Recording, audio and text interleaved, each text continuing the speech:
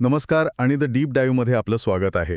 आज आपण एका अशा विषयाच्या गहिरी जाणार आहोत जो शतकानुशतके लोकांना गूढ वाटत आला आहे, लोकांना घाबरवत आला आहे आणि तितकाच आकर्षितही करत आला आहे. आपण बोलतोय बायबलमधील प्रकटीकरण या पुस्तकात वर्णन केलेल्या श्वापदाबद्दल. आपल्याला जे स्रोत मिळाले आहेत ते या भविष्यवाणीचा एक अतिशय विशिष्ट आणि तपशीलवार अर्थ सांगतात. आज आपलं मिशन सोपं आहे. या गुंतागुंतीच्या प्रतीकांना उलगडणे. हे समुद्रातून येणारं श्वापद कोण आहे, जमिनीतून येणारं श्वापद कोण आणि हे 7 राजे, तो 8वा राजा, हे कोडं काय आहे. चला या सगळ्याचा छडा लावूया. नक्कीच.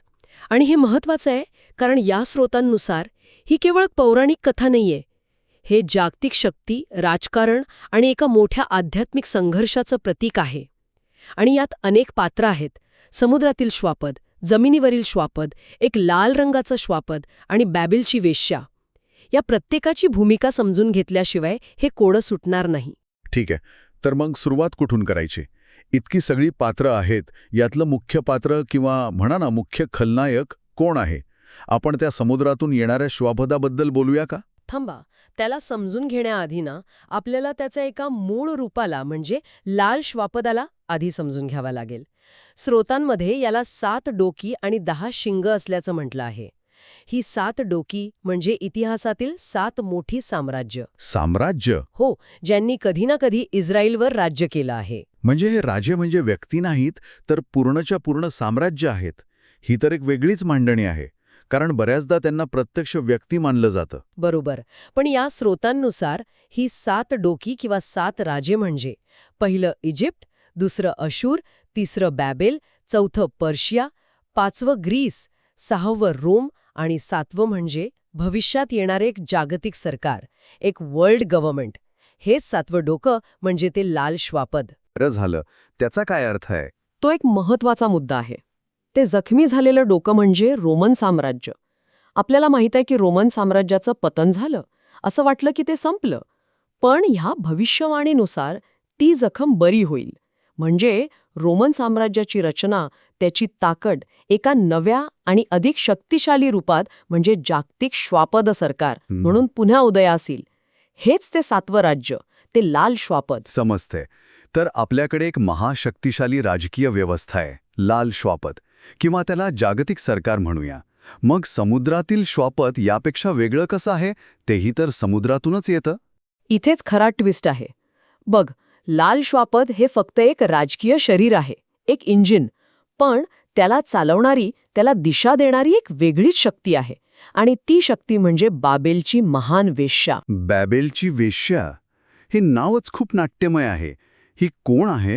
ही एखादी व्यक्ती आहे की हेही एक प्रतीक आहे? स्रोतांनुसार हे एका अशा धार्मिक राजकीय व्यवस्थेचं प्रतीक आहे जी लोकांना देवापासून दूर नेते, त्यांना फसवते. जेव्हा ही वेश्या म्हणजेच ही फसवी धार्मिक सत्ता त्या लाल श्वापदावर म्हणजे जागतिक सरकारवर स्वार होते, त्यावर पूर्ण नियंत्रण मिळवते, तेव्हा त्या दोघांच्या एकत्रीकरणातून जे महाभयंकर रूप तयार होतं त्याला समुद्रातील श्वापद म्हटलं आहे. 1 मिनिट, म्हणजे हे खूप महत्वाचं आहे. आपल्या स्रोतांनुसार श्वापद ही फक्त एक राजकीय हुकुमशाही नाही. खरी शक्ती तेव्हा तयार होते जेव्हा ही राजकीय सत्ता आणि एक फसवणारी धार्मिक सत्ता एकत्र येतात. म्हणजे राजकारण आणि धर्म यांची एक धोकादायक युती. बरोबर? अगदी बरोबर. याला असं समजूया, लाल श्वापद म्हणजे एक शक्तिशाली पण दिशाहीन वाहन आहे आणि बाबेलची वेश्या ही त्या वाहनाची चालक आहे जी त्याला आपल्या इच्छेनुसार कुठेही घेऊन जाते. वाहन आणि चालक मिळून जे दिसतं ते आहे समुद्रातील श्वापद. आणि याच नियंत्रित सत्तेला स्रोतांमध्ये सुपर रोम किंवा सुपर पोपशाही असंही म्हटलं गेलं आहे. ठीक आहे, हे आता स्पष्ट झालं. पण मग त्या 8व्या राजाचं काय? भविष्यवाणी म्हणते की 7 राजे आहेत आणि 8वा राजा त्या 7 एक आहे. हे कसं शक्य आहे? हे तर एक कोडं वाटतंय. बरोबर. हे एक कोडच आहे आणि त्याचं उत्तर याच रचनेत दडलेलं आहे. 8वा राजा हा कोणी वेगळा नाहीये. जेव्हा 7वा राजा म्हणजे ते जागतिक सरकार बाबेलच्या वेश्येच्या पूर्ण नियंत्रणात येतो, तेव्हा त्यांचं जे नवीन एकत्रित रूप तयार होतं तीच ही 8वी शक्ती आहे. तो सातव्याचाच भाग आहे, पण त्यावर धार्मिक नियंत्रण आल्यामुळे तो एका नव्या रूपात, एका नव्या शक्तीच्या रूपात समोर येतो. म्हणून तो सातांपैकी असूनही आठवा आहे. म्हणजे तो एक राजा नाही, तर एका व्यवस्थेचं बदललेलं अधिक शक्तिशाली झालेलं स्वरूप आहे. ठीक आहे, तर आता आपल्या कथेतील मुख्य खलनायक समुद्रातील श्वापद मंचावर आलाय. पण लोकांना आपल्या नियंत्रणात ठेवण्यासाठी त्यांना कोणत्या तरी मदतीची गरज लागेलच. हो, आणि ती मदत येते जमिनीतून. इथे आपल्या कथेतील तिसऱ्या पात्राची एंट्री होते, जमिनीवरील श्वापद. यालाच खोटा संदेष्टा असंही म्हटलं आहे. जमिनीवरील श्वापद हे पहिल्यापेक्षा कसं वेगळं आहे? हे दिसायला खूप वेगळं आहे. स्रोतांनुसार ते कोकरासारखं दिसतं, म्हणजे अगदी निरागस, येशूसारखं शांत. पण जेव्हा ते तोंड उघडतं तेव्हा ते अजगरासारखं, म्हणजे सैतानासारखं बोलतं. हा एक नंबरचा बहुरूपी आहे. त्याचा उद्देशच फसवणूक करणं आहे. आणि ते नक्की काय करतं? त्याची कार्यपद्धती काय आहे? त्याचं मुख्य काम आहे प्रोपगेंडा. तो लोकांसमोर मोठे मोठे चमत्कार करून दाखवतो. स्रोतांमध्ये एक उदाहरण दिलं आहे की तो लोकांच्या डोळ्यांदेखत आकाशातून जमिनीवर अग्नी आणतो. आकाशातून अग्नी म्हणजे लोकांना खऱ्या अर्थाने एक चमत्कार दाखवून फसवले जाईल. हे तर एखाद्या मोठ्या सायफाय चित्रपटासारखं वाटतंय. अगदी.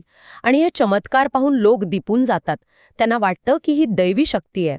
आणि मग हा खोटा संदेष्टा लोकांना सांगतो की त्यांनी त्या पहिल्या समुद्रातून आलेल्या श्वापदाची प्रतिमा बनवावी आणि तिची उपासना करावी. तो त्या प्रतिमेमध्ये अक्षरशः जीव टाकतो, जेणेकरून ती प्रतिमा बोलू लागते आणि जे तिची उपासना करणार नाहीत त्यांना ठार मारण्याचा आदेश देते. हे खूपच भयानक आहे. म्हणजे एकीकडे राजकीय धार्मिक शक्ती आणि दुसरीकडे चमत्कारांनी लोकांवर प्रभाव टाकणारा त्यांचा मुख्य प्रचारक.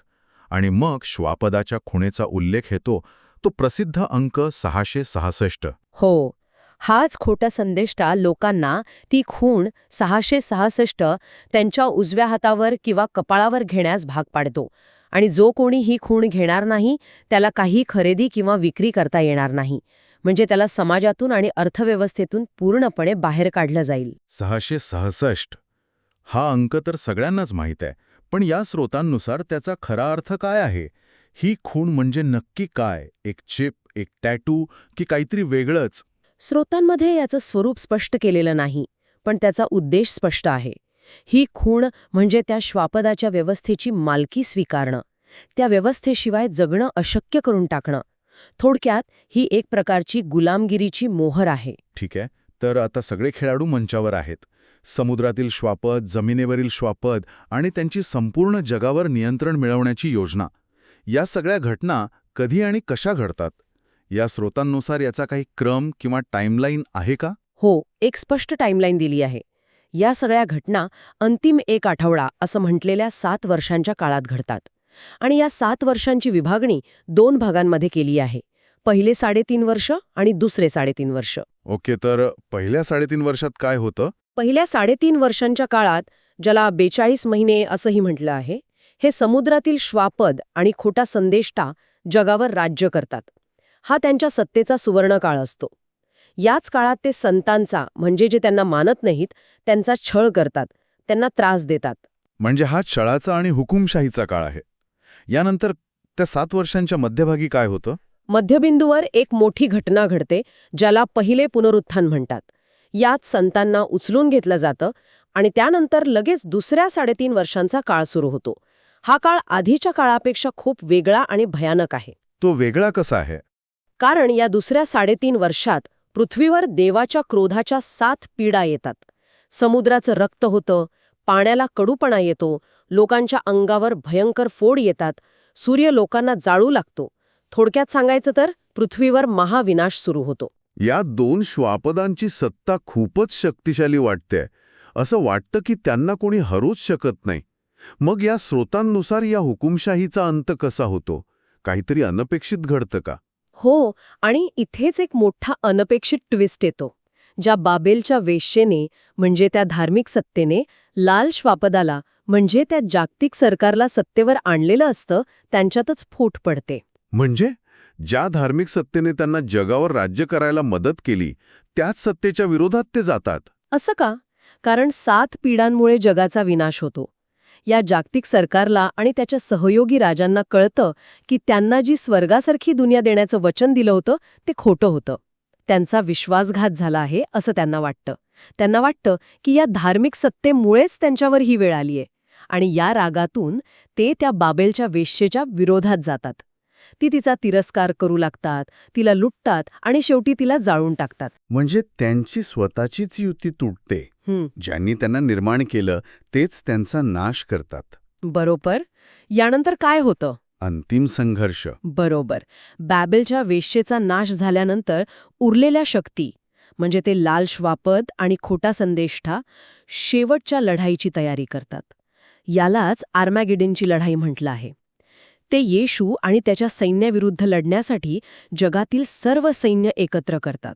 आणि या अंतिम लढाईचा निकाल काय लागतो? निकाल खूपच जलद आणि निर्णायक असतो. येशू पृथ्वीवर परत येतात. लढाई होतच नाही. त्यांच्या शब्दानेच लाल श्वापद आणि खोट्या संदेष्ट्याला पकडून थेट अग्नीच्या तळ्यात टाकलं जातं. सैतानाला 1000 वर्षांसाठी बंदिस्त केलं जातं. आणि यानंतर पृथ्वीवर 1000 वर्षांच्या शांतीच्या राज्याची सुरुवात होते. तर आजच्या या सखोल चर्चेतून आपण या स्रोतांनुसार काही महत्त्वाचे मुद्दे स्पष्टपणे समजून घेतले. श्वापद हे केवळ एक राजकीय राक्षस नाही, तर ती एक राजकीय आणि फसवी धार्मिक सत्ता यांची धोकादायक युती आहे. जमिनीवरील श्वापद हा एक मास्टर प्रोपोगँडिस्ट आहे, जो चमत्कारांचा वापर करून लोकांना या सत्तेची उपासना करायला लावतो. आणि या सगळ्या घटनांचा शेवट एका मोठ्या विश्वासघाताने आणि अंतिम संघर्षाने होतो. बरोबर. ही एक गुंतागुंतीची पण एका विशिष्ट क्रमाने घडणारी भविष्यवाणी आहे. आणि जाता जाता एक विचार करण्यासारखा मुद्दा या स्रोतांमध्ये मांडला आहे, जो आपण सुरुवातीला स्पर्श केला होता. कोणता मुद्दा? की हे राजे किंवा ही साम्राज्य म्हणजे केवळ मानवी राजकीय व्यवस्था नाहीत. कदाचित त्या व्यवस्थांच्या मागे काम करणाऱ्या काही अदृश्य दैवी शक्ती किंवा सत्ता असू शकतात. प्रकटीकरणाच्या पुस्तकात या संघर्षाला केवळ मानवी पातळीवर न पाहता एका मोठ्या वैश्विक आध्यात्मिक संघर्षाचा भाग म्हणून पाहिलं जातं. हा एक खूप मोठा विचार आहे. जर हा खरा संघर्ष माणसांमध्ये किंवा राष्ट्रांमध्ये नसून आपल्या जगातील सत्ता आणि व्यवस्थांमधून काम करणाऱ्या अदृश्य शक्तींमध्ये असेल, तर त्याचा आपल्यासाठी, आपल्या रोजच्या आयुष्यासाठी काय अर्थ निघतो? हा विचार करण्यासारखा प्रश्न आहे.